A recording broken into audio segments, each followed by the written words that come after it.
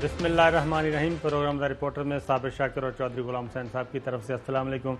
नाज़रीन, कल बजट पेश किया जाना है और ये मौजूदा हुकूमत का तीसरा बजट होगा और इस बजट के बारे में बहुत बुलंद बांग दावे किए जा रहे हैं और किस हद तक हुकूमत कामयाब होगी इस पे ही हम आज बात करेंगे। और हमारे साथ मेहमान हैं जनाब वफाकी वज़ीर science and technology Shibli Faraz साहब, सेनेटर शिबली फराज साहब। उनसे मालूम करेंगे कि इनकी वजारत कैसी जा रही है और कितना फ़र्क है साइंस एंड टेक्नोलॉजी का और इत्तलात व नशरियात का, क्योंकि आपस में ही एक्सचेंज करते रहते हैं और किसी और को वहाँ पे आने नहीं देते, कभी फवाद साहब और कभी शिबली फराज साहब। तो अस्सलाम वालेकुम सर। Thank you sir. अच्छा सर, ये बताएं कि मौजूदा बजट जो है किस नौइयत का होगा?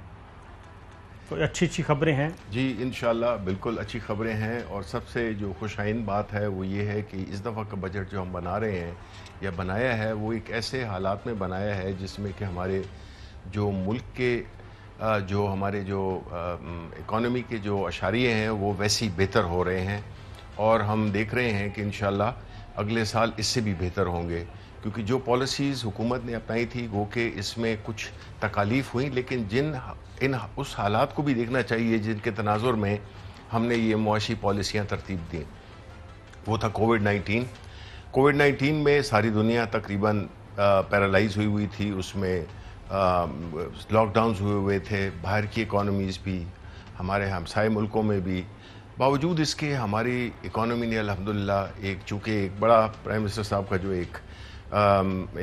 उनकी जो नीयत थी, उनका जो एक तरीका था कि किस तरह से गरीब लोगों को प्रोटेक्ट किया जाए, तो वो मुल्क के काम आ गई। बिकॉज़ हमारा ईमान बहैसियत मुसलमान भी ये है कि आपकी लीडरशिप की जिस तरह की नीयत होगी, जिस तरह सोच होगी, तो उसी तरह उस पर अल्लाह ताला का रहम भी होता है कि आप अगर गरीबों का ख्याल रखते हैं तो अल्लाह ताला भी मदद फरमाता है।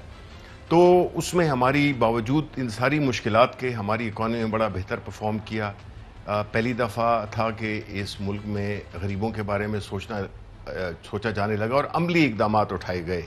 उसकी पहले तो हमें मिसालें सिर्फ नारों में मिलती थी जिसमें कि रोटी कपड़ा मकान था और इस किस्म की चीज़ें थी, लेकिन हकीकत में उनके लिए कुछ नहीं किया गया।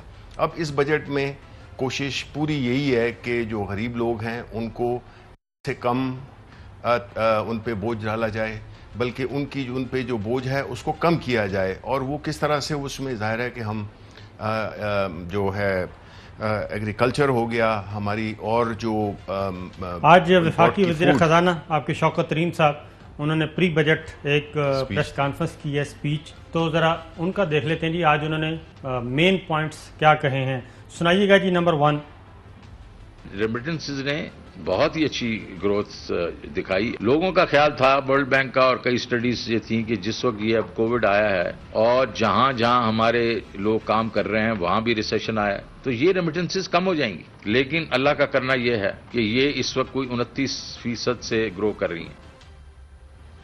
जी, तरसीलात जी, खास तौर पे रोशन डिजिटल अकाउंट, बिल्कुल जी, इसने आपको बहुत ज़्यादा फेवर की। जी बिल्कुल। देखें, ये एक हुकूमत का काम क्या होता है कि वो इनेबलिंग एनवायरनमेंट, यानी कि एक ऐसा माहौल बनाए जिसमें कि लोग इन्वेस्ट भी कर सकें और लोग जो बाहर, जो ख़ास तौर पे हमारे जो तारिकीन वतन हैं जो कि अपनी तरसीलात भेजते हैं, उसके लिए एक ऐसा मैकेनिज़्म क्रिएट किए गए जिसमें कि उनको रिटर्न भी अच्छा मिलता है, पैसे भी आसानी से ट्रांसफ़र हो जाते हैं। और ये इसमें हमने बहुत उसमें शुरू हुए थे, लेकिन उसमें भी अल्हम्दुलिल्लाह 1 अरब से ज़्यादा डॉलर का उसमें इजाफ़ा हुआ।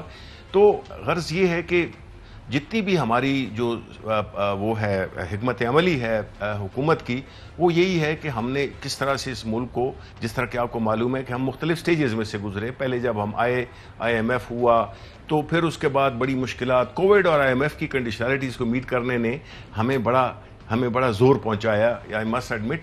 लेकिन अल्हम्दुलिल्लाह अभी नए जो फाइनेंस मिनिस्टर हैं वो भी बड़े क्लियर हैं अपनी सोच में। प्राइम मिनिस्टर की जो पॉलिसीज़ हैं उन पे वो बड़े उससे इफ़ेक्टिवली अमल भी कर रहे हैं और ऐसी out of the box thinking है, यानी कि जो एक मुरवजा तरीक़ाकार है। IMF ने वैसे अभी तक आपका पीछा छोड़ा नहीं है, वो भी आपको सुनवाता हूँ, लेकिन चौधरी साहब आपसे कुछ पूछना चाह रहे हैं। जी चौधरी साहब। अच्छा, ये शिबली फराज साहब, اب 3 سال تو آپ کو ہو گئے، یعنی اب زیادہ وقت گزر گیا ہے، تھوڑا رہ گیا جی، تو اس میں ایک دفعہ تو آپ نے پوری قوم کو غربت کا، ناداری کا، بے روزگاری کا، مہنگائی کا اور پرائس ہائیک کا فلڈ گیٹس کھولے ہیں، اور اس وجہ سے لوگ آپ سے بدظن ہو کے، متنفر ہو کے، یعنی مایوس ہو کے بھاگ انہوں نے دوسری سمت بھاگنا شروع کر دیا تھا۔ آیا اب آپ کے پاس کوئی پلان، کوئی اسٹریٹجی، کوئی پروگرام ایسا ہے کہ وہ جو لوگ آپ کو چھوڑ کے چلے گئے تھے وہ واپس پی ٹی آئی کی طرف اور آپ کی حکومت کی طرف دیکھنا شروع کر دیں؟ بالکل جی، آلریڈی دیکھنا شروع کر دیا ہے۔ دیکھیں، بات یہ ہے کہ سب کو معلوم تھا کہ کن حالات میں ہم کام کر رہے تھے، کیا ہمیں ورثے میں کیا ملے تھا۔ وہ صرف اکانومی کی بات نہیں ہو رہی ہے، وہ تمام ان اداروں کی بات ہو رہی ہے جو کہ مل کے اس ملک کو چلاتے ہیں۔ ان کا جو دیوالیہ پن تھا، یعنی جو ان کی جو نہ صرف مطلب میں مالی طرز کی طرف بات نہیں کر رہا ہوں، لیکن جو اس کی کیپیسٹی تھی، جو ان کا نان فنکشنالٹی تھی، یعنی کہ وہ مؤثر تھے ہی نہیں، ان کو اپنی جگہ پہ لانا، یہ سارا کچھ جو کہ اس ملک میں پچھلے خاص طور پہ 30 سال پہ جو ایک غدر مچا ہوا تھا، اس کو ٹھیک کرنے میں بھی ایک ٹائم لگتا ہے۔ اور آپ دیکھیں گے انشاءاللہ، دیکھیں یہ وہ ریس ہوتی ہے جس میں کہ لوگ مختلف جگہوں پہ کھڑے ہوتے ہیں، لیکن جو آخری 2 راؤنڈ ہوتے ہیں تو پھر اس میں اصل جیتنے والے جو ہے تو وہ لیڈ لینا شروع کر دیتے ہیں، اور جو پہلے شروع میں پیچھے نظر آئے ہوتے ہیں وہ ٹیک اوور کر لیتے ہیں۔ تو انشاءاللہ میں آپ کو بتا دوں، آنے والا سال اور اس سے آنے والا سال، یہ ہماری تمام اس محنت کے جو پھل ثمرات ہیں وہ عوام کو بھی ملیں گے اور ملک کو مجموعی طور پہ ملیں گے۔ یعنی چھوٹی چھوٹی فارن پالیسی سے لے کر آپ اپنی چھوٹی سطح پر چلے جائیں، آپ گاؤں کی سطح پر چلے جائیں، پینے کا پانی ہو، ایگریکلچر ہو، غریبوں تک پیسے پہنچانا ہو، ان کو کوئی والی وارث ہی نہیں تھا، ان کو کبھی کوئی قرضہ ہی نہیں دیتا تھا، جس طرح آج فائنانس منسٹر نے بھی کہا۔ میں آپ کو سناتا ہوں شبلی صاحب، ایک ذرا سنائیے گا جی۔ ایک تو وفاقی خزانہ نے آج بتایا ہے کہ قرضوں کا بوجھ کم ہو گیا ہے اور سٹاک مارکیٹ بہت بہتر ہو گئی ہے، دکھائیے گا جی۔ سٹاک مارکیٹ جو ہے وہ اس وقت 4th best stock market in the world ہو گئی ہے، دی بیسٹ ان ایشیا ہے۔ ڈیٹ کے بارے میں بھی میں یہ کہوں گا 3.7 ٹریلین گروتھ تھی 19 اور 20 کے درمیان، 1.7 ٹریلین ہے 20 اور 21 کے درمیان۔ فارن کرنسی ڈیٹ جو ہے وہ پچھلے سال اس 2021 میں پچھلے سال سے 700 ارب روپیہ کم ہے، ہیز ریڈیوسڈ۔ قرضہ کم ہے جناب، اور باقی کچھ اور انہوں نے سٹاک مارکیٹ کے بارے میں بتایا۔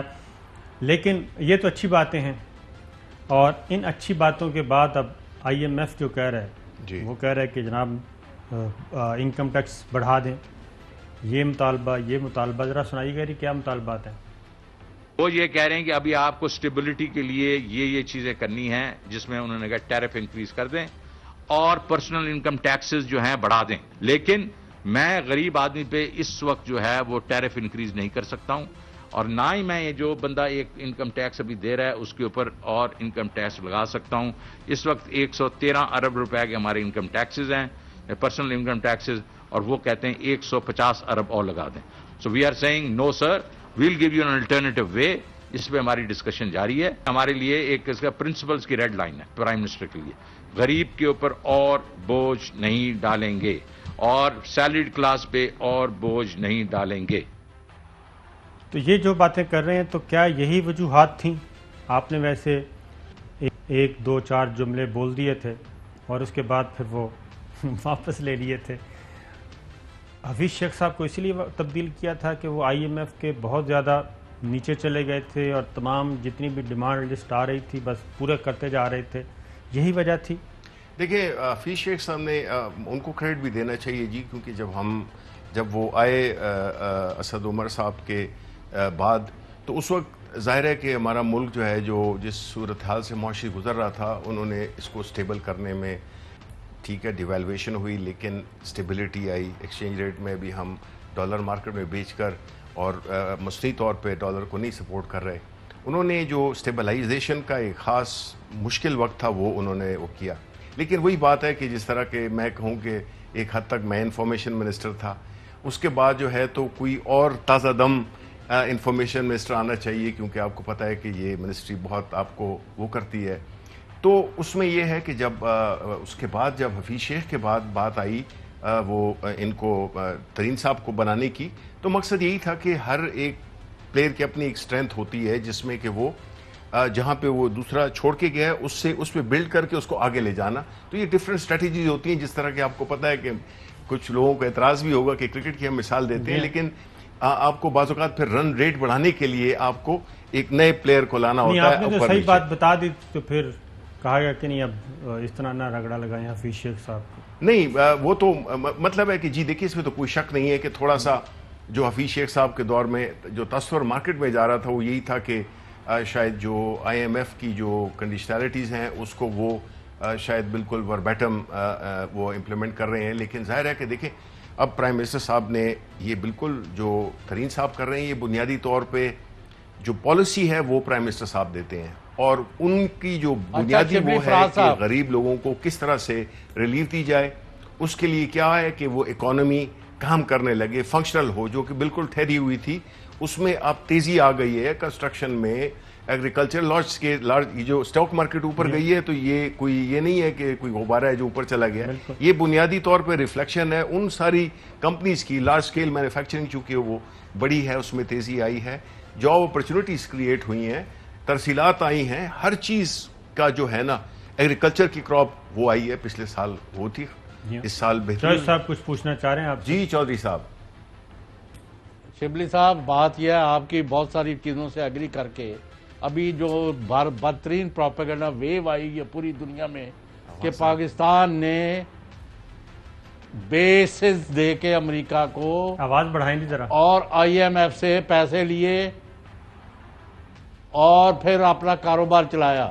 اور نمبر 2 یہاں voice of America, Wall Street Journal, New York Times اور کئی دوسری جگہ سے یہ کہانیاں پھیلائی جا رہی ہیں کہ پاکستان جو ہے امریکہ کو اڈے دے رہا ہے یا دے چکا ہے.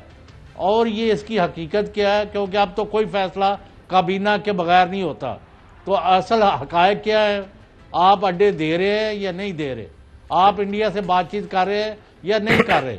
اور آپ افغانستان میں کوئی کردار ادا کر رہے ہیں یا نہیں کر رہے؟ قوم آپ لوگوں سے جاننا چاہتی ہے. جلدی سے میں آپ کو 3 ہی سوالوں کے جواب دیتا ہوں. جہاں تک کہ اڈوں کا تعلق ہے تو پرائم منسٹر صاحب بھی کہہ چکے ہیں اور فورن منسٹر اس پہ فلور آف دا ہاؤس پہ یہ سٹیٹمنٹ دے چکے ہیں کہ ہم اڈے نہیں دیں گے. دوسری بات آپ کی جو ہے وہ اس کی ہے اپنے انڈیا کے ساتھ ٹریڈ کی. تو اس کے بارے میں بھی آپ کو پتہ ہے کہ کل ہی کیبنٹ میں، پرسوں جب کیبنٹ سیشن ہوا تو اس میں یہی ڈیسیژن کا ایک قسم کا اعادہ کیا گیا ہے، جس میں کہ سپورٹس ریلیٹڈ ایک معاہدہ تھا وہ بھی ہم نے نہیں کیا. بیکاز پرائم منسٹر صاحب ہماری فورن پالیسی یہ بار بار مختلف پلیٹ فارمز پہ کہہ چکے ہیں کہ جب تک کہ کشمیر کے جو سٹیٹس ہے اس کو ریورٹ نہیں کیا جائے گا، یعنی پہلے کی جگہ پہ نہیں لایا جائے گا، تو ہم انڈیا کے ساتھ کوئی نہ ٹریڈ کریں گے اور نہ ہم ان سے کوئی مذاکرات کریں گے.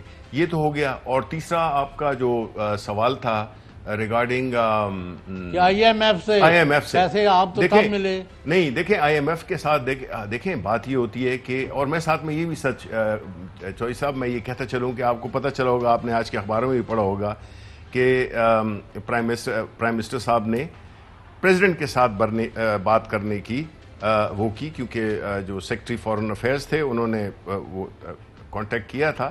اس سے بنیادی یہ چیزیں سمبولک ہوتی ہیں، اس میں کسی کی تصدیق نہیں ہے. اس کا مقصد یہ ہے کہ آپ چاہتے ہیں کہ آپ کی جو ملک ہے وہ جو لیڈرشپ ہے وہ بجائے اس کے کہ لیٹ جائے، تو اگر لیڈرشپ کھڑی رہے گی، لیڈرشپ اصولی بنیادوں پہ کھڑی ہوگی تو پھر سب آپ کی رسپیکٹ بھی کریں گے.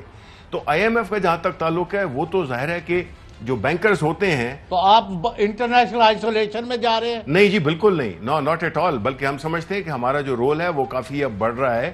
اور ہم نے جہاں تک افغانستان کا تعلق ہے، ہم افغانستان میں بھی ہماری جو پرائم منسٹر صاحب نے اس دن بھی کہا کہ وہاں کے عوام کی مرضی سے وہاں کی حکومت آنی چاہیے. جو اسٹریٹجک ڈیپتھ کی بات پہلے ہوتی تھی وہ اب نہیں ہے. تو مقصد تو یہی ہے کہ اگر افغانستان کے لوگ اپنی پسند کی حکومت بنائیں گے، اپنے ملک کے معاملات کو خود طے کریں گے، تو ہمارے ملک میں بھی امن ہوگا, وہاں پہ بھی امن ہوگا, بیکاز ہمارے ملک کا امن جڑا ہوا ہے افغانستان کے امن سے. ہم چاہتے ہیں کہ وہاں پہ خوشحالی آئے, وہاں پہ بہتری آئے, کیونکہ وہ ہمارے ہمسائے ہیں اور ان کا ڈائریکٹ اس پہ بات کرتے ہیں.